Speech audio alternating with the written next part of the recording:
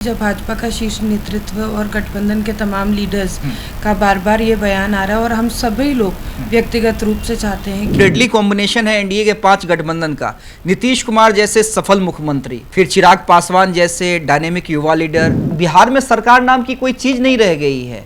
Law and order पे लगातार सवाल खड़े कर रहे हैं। एनडीए चुनाव जीत रही है, एनडीए सरकार बनाएगी। जबरदस्त चर्चा है कि जेडीयू के अंदर निशांत की एंट्री होने वाली है। क्या उनका राजनीति में आने का स्वागत बीजेपी या श्रेयसी सिंह करेंगी? मोदी जी क्यों आ जाते हैं, भारतीय जनता पार्टी क्यों आ जाती है? जब बात राजनीति की होती है तो कभी भी धर्म और जात को लेकर मुद्दा नहीं बनाना चाहिए। जब नेता प्रतिपक्ष के रूप में उन्होंने भाषण दिया तो हमें तो उनका कॉन्फिडेंस खूब डगमगाया हुआ दिखा। महागठबंधन नहीं जीतेगा कि खुद आप ये कह रहे हैं कि राघोपुर से भी वो हार जाएंगे इस बार? देखिए, सियासी साल है और चुनावी साल है और सियासत चरम पे है। सियासत इसलिए चरम पे है क्योंकि एनडीए दावा कर रहा है कि 225 से कम सीटें जीतेंगे नहीं, और तेजस्वी यादव कह रहे हैं कि नीतीश कुमार पे अब जनता को भरोसा नहीं रहा, चुनाव हम जीत रहे हैं। महिलाओं की महत्वपूर्ण भूमिका होने वाली है क्योंकि ये माना जाता रहा है कि महिलाएं जिधर होती हैं सरकार उसी की बनती है, और पिछले 19 सालों में हमने देखा है कि महिलाओं ने एक मुश्त वोट किया है नीतीश कुमार को, तो महिला विधायकों की जवाबदेही भी एनडीए के अंदर ज़्यादा बढ़ जाती है और युवाओं की भी। और हमारे साथ जो मेहमान हैं वो युवा भी हैं और महिला भी हैं। जी, हम बात कर रहे हैं श्रेयसी सिंह से, जमुई से विधायक है। श्रेयसी जी, सबसे पहले तो देशवा न्यूज़ में आपका बहुत बहुत स्वागत है। और पहला सवाल यही, जैसा कि मैंने इंट्रो में कहा कि आपकी भूमिका ज़्यादा बढ़ जाएगी जिताने में, महिला भी हैं युवा भी हैं। बहुत बहुत धन्यवाद अमित जी, आज आपने इंटरव्यू हमारा लिया। और निश्चित रूप से मुझे लगता है कि युवा और महिला दोनों ही एक बहुत ही अहम भूमिका निभाते हैं, सरकार बनाने में भी, सरकार गिराने में भी। और मुझे लगता है कि बिहार में जिस तरह से हम लोगों ने राजनीति देखी है, युवा और महिला बहुत उत्साह के साथ वोट भी करते हैं, तो नेचुरली एक टर्निंग पॉइंट रहता है किसी भी स्टेट की सरकार के लिए। तो क्या लगता है, आप एक युवा हैं, क्या लगता है वाकई 225 जीतने जा रही है एनडीए? निश्चित रूप से जो हम लोगों का टैगलाइन है, ये सिर्फ मात्र एक टैगलाइन नहीं है, बल्कि हम लोग फुल कॉन्फिडेंस के साथ कह सकते हैं, क्योंकि एनडीए की सरकार ने जिस तरह से काम किया है, जिन योजनाओं को धरातल पे उतारा है, चाहे वो युवाओं को सशक्त करने के लिए हो या महिलाओं को सशक्त करने के लिए हो, इन दोनों वर्ग के लिए, किसानों के लिए काम हुआ है। हम तो एक खिलाड़ी हैं, तो खुद खिलाड़ियों के लिए किस तरह का काम हुआ है, आधारभूत संरचनाएँ बनी हैं, वो सब देखते हुए ये विश्वास रखते हैं कि निश्चित रूप से बिहार में भी एनडीए की सरकार फिर से बनेगी। तो जब आप लोग कह रही हैं कॉन्फिडेंस के साथ कि 225 जीतेंगे, तो क्या लगता है कि तेजस्वी यादव जो इतनी मेहनत कर रहे हैं, महज 18 सीट जीतने के लिए कर रहे हैं? और सीधे सीधे वो उनका आरोप है कि बिहार में सरकार नाम की कोई चीज़ नहीं रह गई है। लॉ एंड ऑर्डर पे लगातार सवाल खड़े कर रहे हैं, कह रहे हैं कि महिलाएं भी सुरक्षित नहीं हैं, पटना में कई राउंड गोलियां चल जाती हैं। जब नेता प्रतिपक्ष इतना कॉन्फिडेंटली ये बातें कहते हैं, इन बातों को कहते हैं, तब एनडीए वालों, ठीक है आप लोग अपने हिसाब से जवाब देते हैं कि भाई उनके राज में क्या था, लेकिन तेजस्वी यादव भी तो युवा है, वो तो अपनी बात कह सकते हैं। Of course, I think freedom of speech है, कोई भी अपनी बात कह सकता है, और ये कॉन्फिडेंस का शब्द आप इस्तेमाल कर रहे हैं। हमने तो पिछले अभी जो चलते हुए सदन में जब नेता प्रतिपक्ष के रूप में उन्होंने भाषण दिया तो हमें तो उनका कॉन्फिडेंस खूब डगमगाया हुआ दिखा। कॉन्फिडेंस डगमगाया नजर आया निश्चित रूप से। और मुझे नहीं लगता कि वो चुनाव जीतेंगे। और ये कॉन्फिडेंस की जो आप बात कर रहे हैं, मुझे नहीं लगता कि वो कहीं से भी सेफ है या कॉन्फिडेंट है। मतलब चुनाव महागठबंधन नहीं जीतेगा कि खुद आप ये कह रही हैं कि राघोपुर से भी वो हार जाएंगे इस बार? देखिए, मैं ये कह रही हूँ कि एनडीए चुनाव जीत रही है, एनडीए सरकार बनाएगी। एनडीए सरकार बनाएगी। अच्छा, ये आप लोगों को काम के हिसाब से भरोसा है? ये जो डेडली कॉम्बिनेशन है एनडीए के 5 गठबंधन का, नीतीश कुमार जैसे सफल मुख्यमंत्री, सबसे लंबे वक्त के मुख्यमंत्री, उसके बाद बीजेपी जिस पार्टी से आप हैं, सबसे बड़ी पार्टी, कैडर वोट, फिर चिराग पासवान जैसे डायनेमिक युवा लीडर, मांझी और उपेंद्र कुशवाहा, तो ये डेडली कॉम्बिनेशन है। और जो लगता है कि जो वोट बैंक है वो सबसे ज़्यादा एक तरफा हमारे तरफ आ जाएगा, इस आधार पे आप लोग कह रहे हैं, या वाकई जो आप लोग की सरकार ने काम किया उस आधार पे कह रहे हैं? देखिए, चुनाव जब कोई भी पार्टी या गठबंधन जीतती है तो जीतने के अनेक वजह साथ होते हैं, इसीलिए वो बहुमत के साथ सरकार बनाती है या चुनाव जीतती है। तो एनडीए में सभी नेताओं का साथ आना, और ये बहुत ही नेचुरल अलायंस है, इन सभी नेताओं का एक साथ मिलकर चुनाव लड़ना और सारे नेताओं का साथ आना, एनडीए की सरकार की पॉलिसी जो आज धरातल पे उतरी है, नरेंद्र मोदी जी के साथ साथ नीतीश कुमार जी की जो डबल इंजन की सरकार है, जिस तरह से बिहार में विकास का काम हो रहा है, उस तरह से वो सभी चीज़ों को देखते हुए, उन सभी मुद्दों को लेते हुए हम ये कह रहे हैं कि एनडीए सरकार बनाएगी। एनडीए सरकार बनाएगी। चलिए थोड़ा हम और भी सवालों को लेते हैं। एक बड़े ज़बरदस्त चर्चा है कि जेडीयू के अंदर निशांत की एंट्री होने वाली है, वो भी हुआ है। क्या उनका राजनीति में आने का स्वागत बीजेपी या श्रेयसी सिंह करेंगी?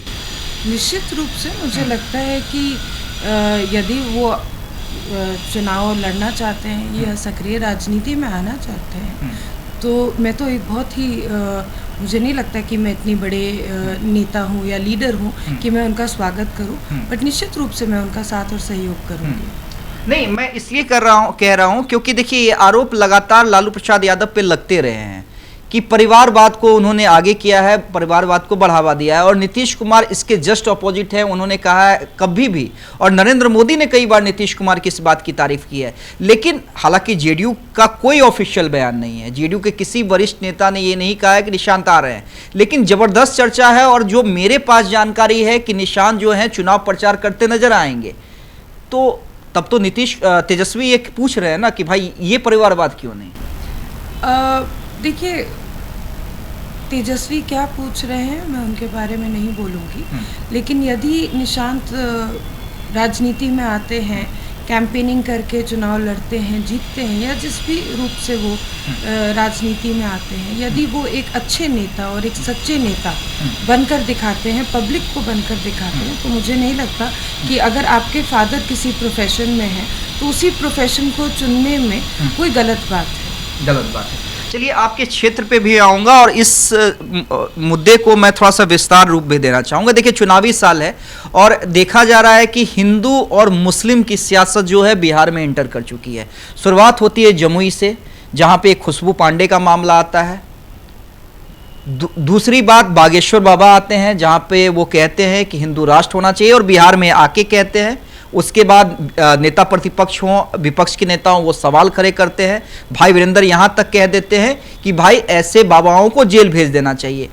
आज एक आर्टिकल में पढ़ रहा था जहाँ पे एक मुस्लिम संगठन ने इस बात का फरमान जारी किया है कि चिराग पासवान, चंद्रबाबू नायडू ऐसे नेताओं के इफ्तार पार्टी में मुसलमानों को नहीं जाना चाहिए, क्योंकि ये लोग वक्फ बोर्ड के समर्थन में बीजेपी का समर्थन कर रहे हैं। तो क्या लगता है कि चुनावी साल में ये सारे मुद्दे इंटर कर चुके हैं बिहार में? देखिए, चुनावी वर्ष जो होता है या चुनाव का समय जब निकट आता है तो निश्चित रूप से कोई भी मुद्दा होता है तो उसको चुनाव के साथ जोड़ दिया जाता है।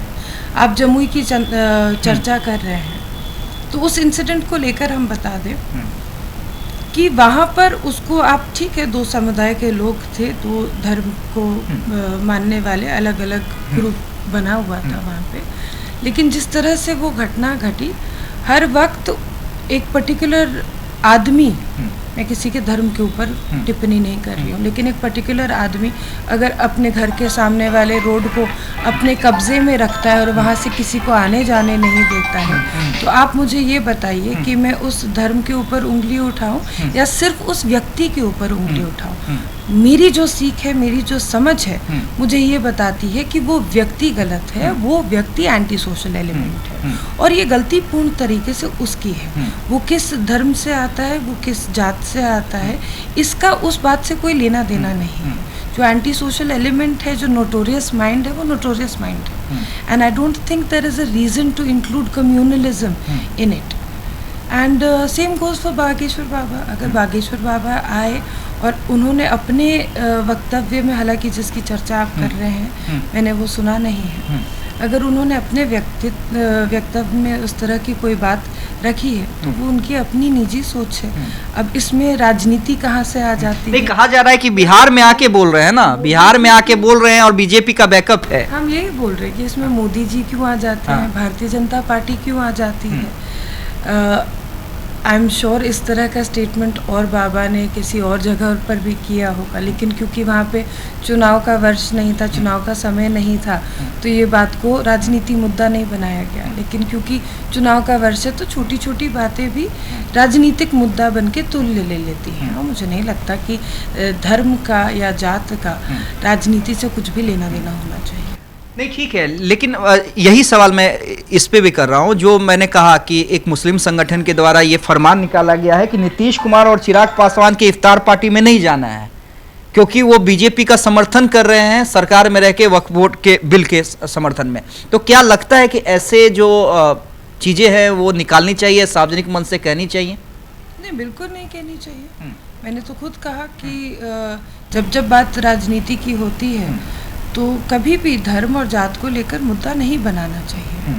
हाँ श्रेयसी जी, ठीक है, आपने तमाम बातें कही। एक आखिरी सवाल मैं आपसे पूछता हूँ। हालांकि देखिए, आपके पार्टी के कई वरिष्ठ नेता ये कह चुके हैं नीतीश का नेतृत्व ही होगा, नीतीश जी का नेतृत्व ही होगा।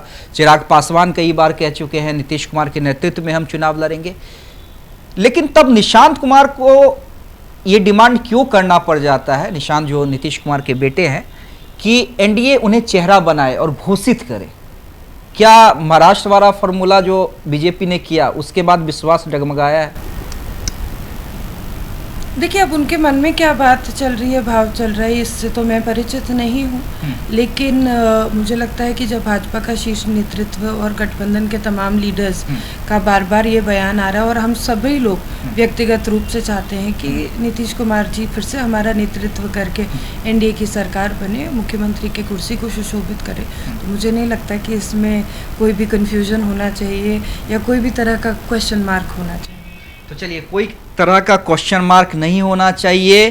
कॉन्फिडेंट है कि सरकार बनाएंगे और ठोक के कह रही हैं कि 225 कम से कम जीतेंगे, क्योंकि हमारी सरकार ने काम भी किया है और हमारे पास डेडली कॉम्बिनेशन है, और कॉम्बिनेशन है नीतीश कुमार का, बीजेपी के संगठन का, चिराग पासवान का, उपेंद्र कुशवाहा का और जीतन राम मांझी का।